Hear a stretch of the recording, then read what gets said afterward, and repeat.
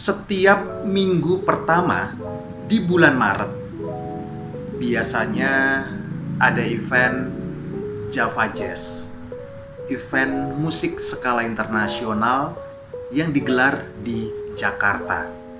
Seingat saya, Java Jazz secara rutin setiap tahun saya saksikan sejak tahun 2006, dan sudah dipastikan tahun ini, tahun 2021, tidak ada event Java Jazz.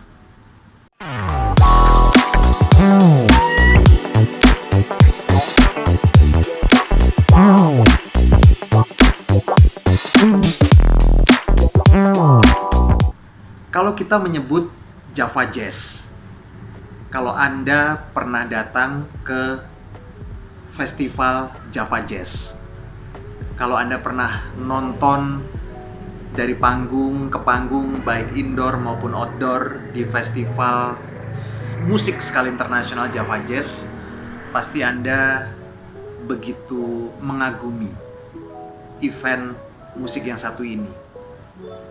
Tidak melulu memainkan jazz, karena saya pernah mendengar dari panitia, mereka ingin melebarkan segi usia mereka lebarkan, lalu ingin meraup lebih banyak pasar, dan sebenarnya itu tidak salah.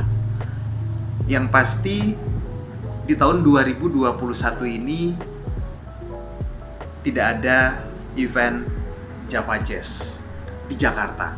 Entah sampai kapan. Karena kalau saya mendengar berita COVID, ada yang mengatakan COVID akan 2 tahun lagi, COVID akan 3 tahun lagi, atau ada juga yang mengatakan COVID akan ada sampai 5 tahun ke depan, dan entah bagaimana dengan nasib Java Jazz. Saya pribadi sangat kangen, rindu, pengen datang untuk nonton Java Jazz.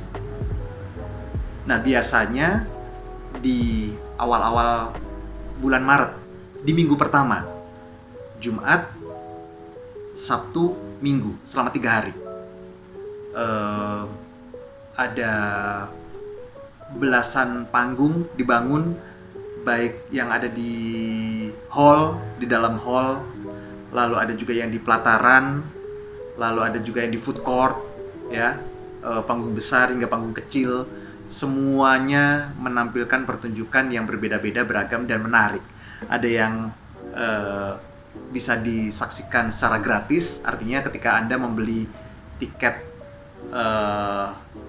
untuk terusan, itu bisa menyaksikan semua panggung. Tapi ada kalanya dalam satu hari ada 1 atau 2 special show, Anda harus merogoh kocek lebih dalam lagi. Saya nonton Java Jazz sejak tahun 2006. Hampir setiap tahun, 2006, 2007, 2008, 2009, terus 2010 hingga terakhir 2018 ya. Nah, tahun 2020 kemarin Java Jazz tetap digelar di bulan Maret 2020. Sudah belum terlalu berita corona, belum terlalu mendapat sorotan saat itu. Ya, buktinya event Java Jazz masih digelar ya di Maret 2020 kemarin. Masih pengunjungnya masih banyak, mereka masih duduk berdempetan, mereka masih berbaur, ada yang pakai masker, ada yang tidak, karena situasinya seperti itu. Artis juga masih masuk ke Indonesia, event juga tetap digelar secara penuh, secara utuh. Walaupun ada yang mengatakan corona sudah masuk ke Indonesia awal tahun, entahlah ya. Yang pasti di video ini saya ingin mengutarakan kerinduan saya terhadap event Java Jazz, khususnya Java Jazz. Karena di Jakarta setahu saya ada banyak sekali event musik skala internasional, ada Java Jazz, ada dulu pernah ada Jak Jazz, lalu ada Soul Nation, ada Rockin Land, ada Soundsphere, lalu kemarin juga ada Jcom Fest, ya, berbeda, festival stand up comedy. Tapi sepertinya dulu saya pernah bertanya langsung kepada Panji Pragiwaksono, apakah tahun depan akan ada Jcom Fest, dan Panji Pragiwaksono mengatakan harus ada. Sebelum kita semua mengetahui ada COVID ya, harus ada, karena sebuah festival akan lebih terukur jika secara rutin dilakukan minimal 3 kali. Tapi sepertinya Jcom Fest kemarin ada, dan entah kapan lagi akan adanya, ya. Apa yang membuat saya kangen dengan Java Jazz? Anda juga mungkin orang yang sama, merasa kangen nonton festival seru Java Jazz. Nah, alasannya pasti berbeda-beda. Kalau saya banyak sekali ya alasan kenapa saya kangen. Yang pasti Java Jazz itu kan digelar biasanya 3 hari. Jumat, Sabtu, Minggu. Nah, itu menjadi akhir pekan yang menyenangkan. Kita menerima banyak sekali hiburan dari musisi-musisi dalam negeri, juga mancanegara, di berbagai panggung. Secara utuh, secara penuh, kita bisa memilih. Jadi akhir pekan yang luar biasa ya. Akhir pekan yang luar biasa. Kita mengkonsumsi lagu, musik, irama dari segala penjuru dunia, bukan hanya di Indonesia. Jadi itu alasan pertama. Dengan adanya Java Jazz, Jumat, Sabtu, Minggu, menjadikan suasana akhir pekan lebih istimewa, lebih spesial gitu ya. Alasan kedua, bisa bertemu dengan banyak orang, berinteraksi dengan banyak orang, berkenalan dengan teman baru, menyadari bahwa orang yang datang ke festival Java Jazz adalah mereka yang suka dengan musik. Tempatnya yang bagus, di Kemayoran, di Jakarta International Convention Center di Kemayoran. Tempatnya bagus, nyaman, orang-orang di sekeliling kita yang tersenyum, yang berbicara selalu tentang musik. Di panggung ini penampilannya tadi seperti ini, nanti akan nonton ini. Selalu di mana-mana berbicara tentang musik. Bahkan seingat saya itu ada tempat khusus di lantai 6 di gedung Jakarta International Convention Center di Kemayoran. Di lantai 6 kita harus naik ke lantai 6, dan di sana kita bisa masuk ke sebuah ruangan yang nyaman, dingin, AC. Kita bisa melihat artis baik Indonesia maupun dalam negeri, maupun mancanegara lebih dekat, bisa berinteraksi karena mereka sedang mengajar. Konsepnya coaching klinik. Ada drum, ada piano, ada brass, ada macam-macam ya. Dan setiap hari memang berbeda-beda. Satu hari mungkin 3 sesi diisinya. Dan itu menyenangkan sekali. Kita bisa duduk santai, lalu belajar singkat tentang musik yang mereka mainkan. Menyenangkan, langsung dari musisinya. Lalu ada lagi banyak sekali kenapa seharusnya kondisi sekarang ini tidak terjadi ya. Tidak ada corona, tidak ada COVID. Saya yakin Java Jazz akan digelar. Tapi saya kemarin mendengar informasi, seingat saya disampaikan oleh Peter Afigonta, penemu Java Jazz. Dia mengatakan ke depan Java Jazz tidak akan digelar lagi di bulan Maret, tapi akan diundur setiap tahunnya di sekitar bulan Juni-Juli. Mungkin kemarin ada sedikit kondisi situasi yang tidak menguntungkan ketika Java Jazz 2020, seingat saya hujan badai. Dan Maret memang saya pernah sih mengalami beberapa kali datang ke Java Jazz, gerimis, lalu hujan gitu. Tapi kalau ditarik di bulan Juni atau Juli ya, atau di pertengahan, agak pertengahan, tidak terlalu awal dan tidak terlalu akhir, mungkin akan lebih menyenangkan dalam hal cuaca. Tapi mungkin ada juga kendala, kesulitan dalam hal memanggil artis-artis mancanegara. Ya, ada kendala, diselesaikan dengan solusi, tapi tidak menutup kemungkinan ada kendala lain yang harus dipikirkan bagaimana solusinya untuk mengatasinya. Bisa belajar musik langsung dari musisinya, lalu sesekali, hampir sering malah, kita bertemu dengan artis baik dari dalam negeri maupun dari mancanegara, bukan sebagai penonton dan performer, tapi sebagai para pengunjung, sama aja sebagai pengunjung Java Jazz. Saya pernah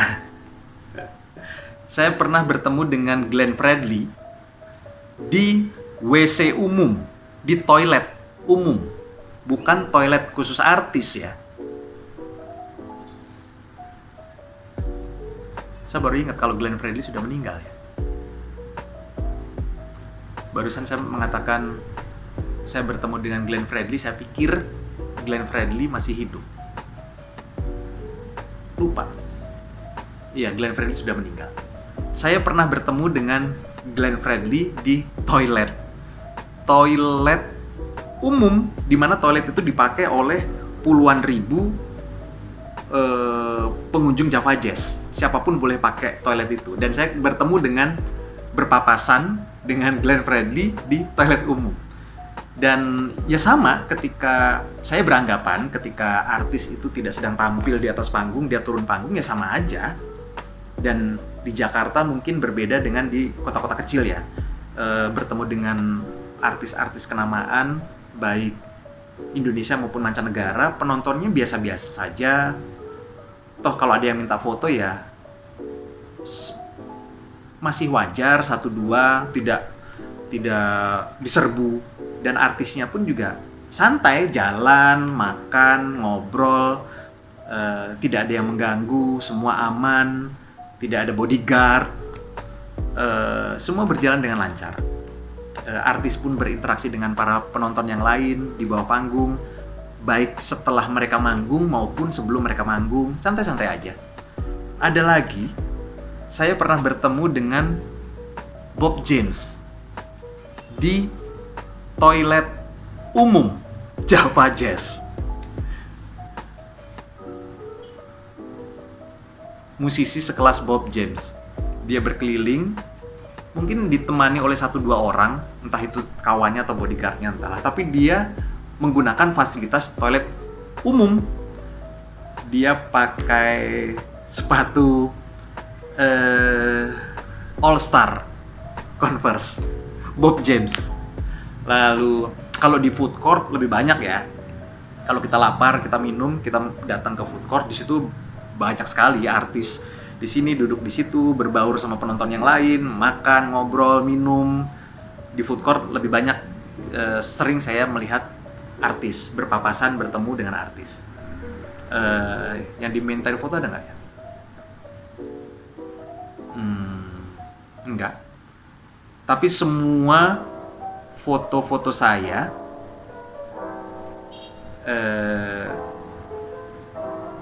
ketika nonton Java Jazz sejak tahun 2006 ya? 2006 apa 2007? Itu saya simpan semuanya sih di Facebook, di Instagram. Untuk menampilkan di video ini saya tidak niat ya, karena harus diedit. Buat apa? Buat apa? Toh saya hanya ingin membuat video ini secara santai, mengatakan bahwa saya dan mungkin puluhan ribu orang di luar sana kangen sama yang namanya Java Jazz. Dan tidak tahu lagi nih Java Jazz Kita ngomong Java Jazz dulu lah ya di video ini. Tidak tahu nih kapan Java Jazz akan kembali digelar. Pasti akan, sepertinya akan berbeda ya. Saya sih agak pesimis kalau kehidupan kita akan kembali normal seperti dulu. Bisa nonton sebebas mungkin, tidak pakai masker. Mungkin, saya pesimis boleh ya, tapi semoga salah. Semoga itu tidak terjadi.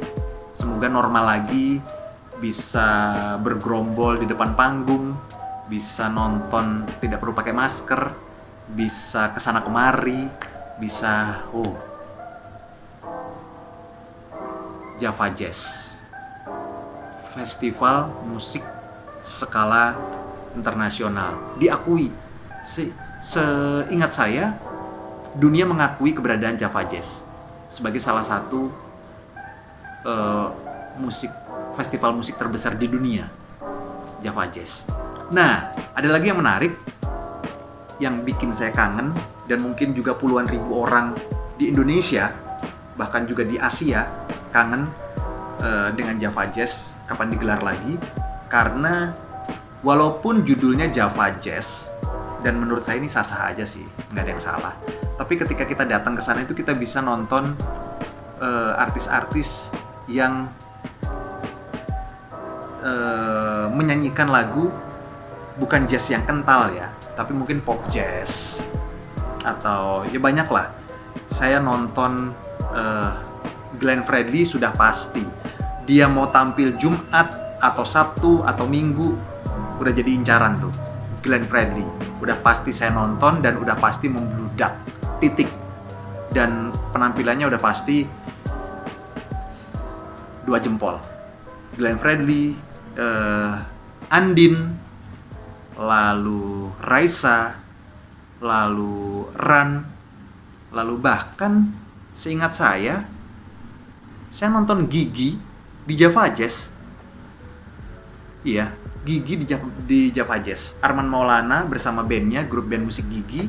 Lalu di belakangnya itu ada ditambahi oleh orkestra.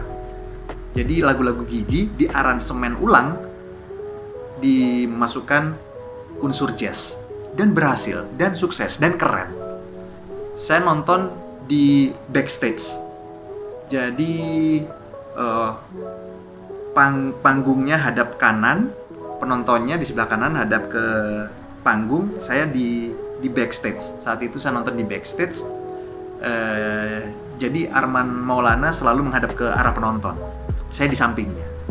Saya bisa melihat Arman Maulana dari ujung kaki sampai kepala. Karena biasanya kalau kita nonton di depan, kita kan nggak bisa ngeliat kakinya ya. Maksudnya dia pakai sepatu apa atau apa gitu kan. Tapi saya bisa melihat dari samping. Dan memang berbeda atmosfernya ketika Anda rasakan nanti ya, ketika Anda nonton pertunjukan band dari depan dan dari backstage, itu menurut saya berbeda. Karena kalau saya pribadi nonton artis dari depan itu memang wow, artis nih gitu. Tapi ketika dari samping, saya masih berpikir ya dia manusia aja, maksudnya dia orang yang sedang bernyanyi untuk para penonton. Ada perbedaannya lah. Lalu Gigi, The Massive, buat saya itu keren banget sih.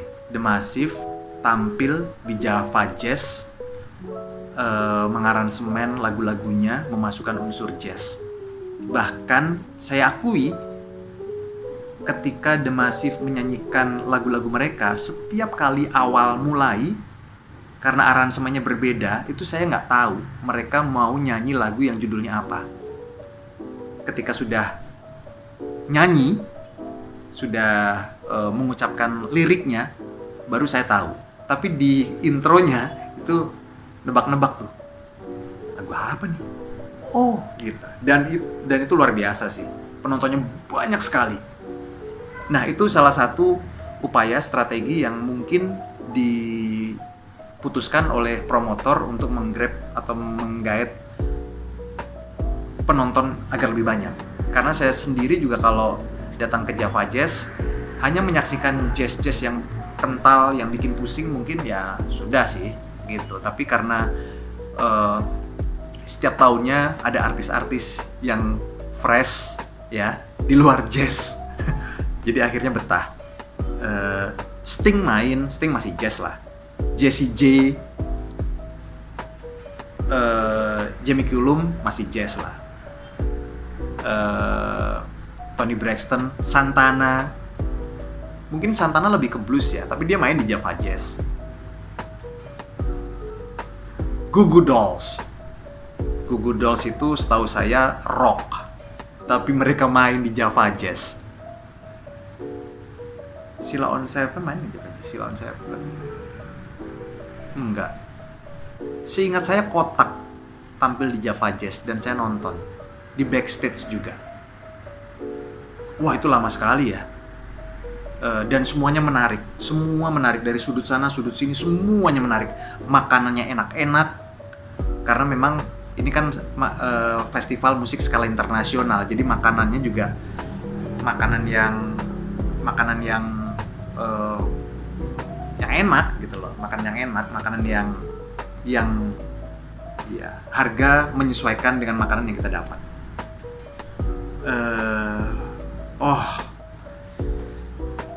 Banyak alasan yang membuat saya kangen dengan festival musik skala internasional Java Jazz. Entah kapan lagi saya bisa nonton Java Jazz, karena yang membuat puluhan ribu atau ratusan ribu orang nonton Java Jazz ya jelas ketika Java Jazz kembali digelar. Dan sampai detik ini saya tidak tahu kapan Java Jazz akan kembali digelar.